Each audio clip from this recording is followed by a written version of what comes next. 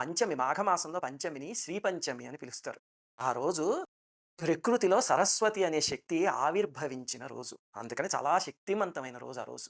మరి ఆ రోజు ఏం చేయాలండి అంటే, సౌందర్య లహరిలో 3 సారస్వత శ్లోకాలున్నాయి. 3 ప్రయోగాల్లాంటివి. అందులో ఏ బీజాక్షరాలు పైకుండవు. కానీ బీజాక్షర శక్తిని నిక్షిప్తం చేసుకున్న శ్లోకాలు.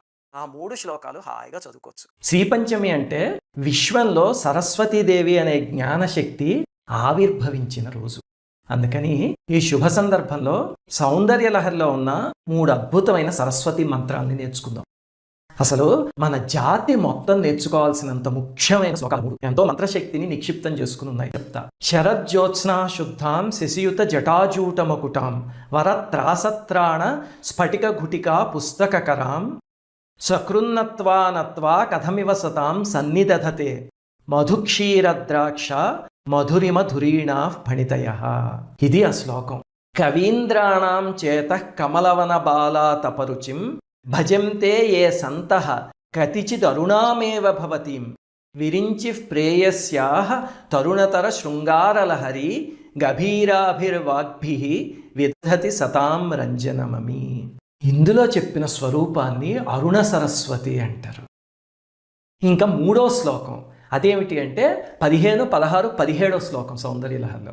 సవిత్రీభిర్వాచాం శశిమణి శిలాభంగరుచిభిః వసిన్యాద్యాభిస్త్వాం సహజనని సంచింతయతి యః స కర్తా కావ్యానాం భవతి మహతాం భంగిరుచిభిః వచోభిర్వాగ్దేవి వదన కమలామోదమధురైః. ఇది 3వ శ్లోకం.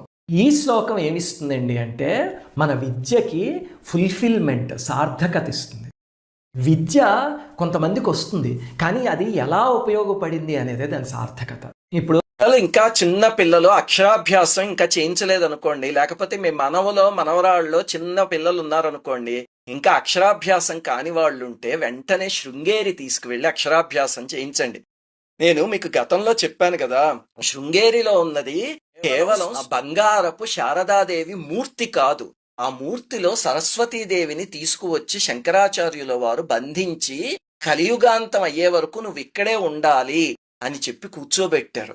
అందువల్ల శృంగేరిలో అక్షరాభ్యాసం చేయించటం అంటే శారదాదేవి ఒళ్ళో, సరస్వతీదేవి ఒళ్ళో మన పిల్లలని కూర్చోబెట్టి అక్షరాభ్యాసం ఆ తల్లి చేత్తో దిద్దించటం లాంటిది. ఎంతో అదృష్టం. అక్కడికి మీరు ఉదయాన్నే వెళ్ళారంటే అక్షరాభ్యాసం టికెట్ తీసుకోవచ్చు. తర్వాత శృంగేరిలో అక్షరాభ్యాసం చేయిస్తారు. చాలా గొప్ప